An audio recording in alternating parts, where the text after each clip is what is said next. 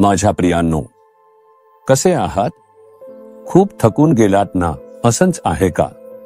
म्हणूनच प्रभू आज तुमच्याशी याबद्दल बोलू इच्छितात. होय भाऊ, मी खूपच थकलो आहे. इतकी प्रार्थना करतोय पण काहीच फळ दिसत नाही, त्यामुळे निराशा येते. इतकी मेहनत करतोय पण आशीर्वाद दिसत नाही, त्यामुळे निराशा येते. इतका कष्ट करून सेवा करतोय पण आत्मा मिळत नाही, चांगले काही दिसत नाही. इतका कष्ट करून काम करतोय पण सगळं नुकसानातच संपतो, त्यामुळे निराशा येते. जिथे पाहिलं तिथे मला धोका आहेच, लोक शत्रुत्व करतात, जादूटोणा करतात.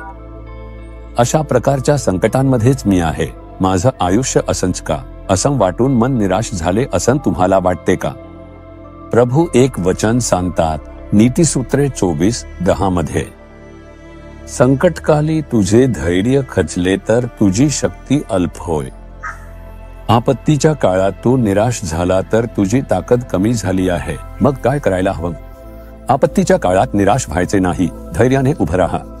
जो निराश होतो त्याला प्रभू सामर्थ्य देणारा आहे. तो नक्कीच सामर्थ्य देईल. आपत्तीचा काळ म्हणजे कोरोनाचा काळ.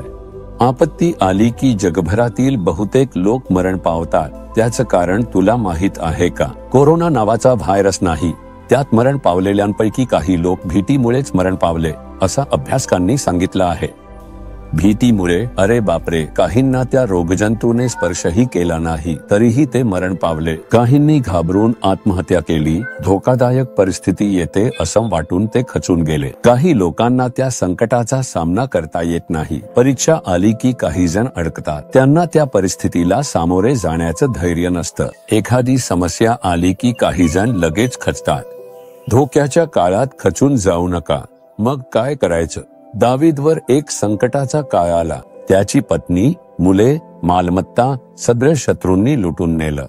ज्यांनी त्याच्यासोबत राहिलं होतं त्यांनीही दावीदवर दोष ठेवून त्याला दगड मारून ठार मारावं म्हणत उठाव केला. दावीद खूप रडला. सगळं गमावल्यावर तो रडला. पण त्यानंतर त्याने काय केलं माहितीये का? त्याने परमेश्वरामध्ये स्वतःला बळकट केलं. काहीही झालं तरी चालेल, माझ्यासोबत परमेश्वर आहेत, मी खचणार नाही. मी जाऊन तसंच पडून राहणार नाही. दावीद परमेश्वराकडे गेला. परमेश्वराकडे प्रार्थना केली, मी काय करावं? परमेश्वर म्हणाले, घाबरू नकोस, सर्व परत मिळेल.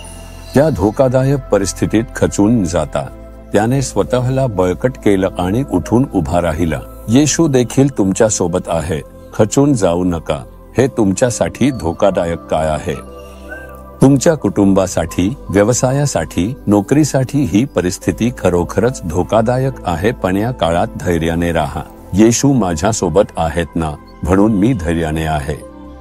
संकट येऊ दे, येऊ दे, ती सगळी येऊन जातील. संकट निघून जातील. तुम्ही सुरक्षित, आशीर्वादित राहाल. विश्वास ठेवा. बायबलमध्ये योसेफाने त्याच्या जीवनात धोक्यावर मात केल्याचे आणि देशात त्याला गौरविण्यात आल्याचे किती प्रसंग आपल्याला दिसतात. दानियेलच्या काळात सिंहाच्या गुहेचं संकट आलं, ते निघून गेलं आणि तो उंचावला गेला. दावीदच्या आयुष्यात साऊल राजा त्याचा पाठलाग करत होता. संकट आलं, ते निघून गेलं आणि दावीद उंचावला गेला. अशा किती घटना आपण बायबलमध्ये पाहतो. म्हणून या संकटाच्या परिस्थितीत तू खचून जाऊ नकोस. मुला खचून जाऊ नकोस. धैर्याने राहा. येशू तुझ्या सोबत आहे. प्रभू, मी खचून जाणार नाही. तुम्ही माझ्या सोबत आहात. मला सामर्थ्य द्याल. मी यशस्वी होईन, विजय मिळवीन, हे संकट पार करीन. धैर्याने सांगा, संकट दूर होईल. तुमच्यासाठी मार्ग मोकळा होईल. तुम्ही जर संकट आहे असं समजत असाल, ते संकट येऊन तुम्हाला जखडेल, गुंडाळेल, नष्ट करेल असं वाटते. पण मी सांगतो, ते संकट दूर सारा. सांगा, प्रभू, या संकटाच्या काळात मी खचून जाणार नाही, घाबरणार नाही. तुम्ही माझ्यासोबत आहात म्हणून मी धैर्याने त्या संकटाचा सामना करीन. येशूच्या नावाने आमेन, आमेन.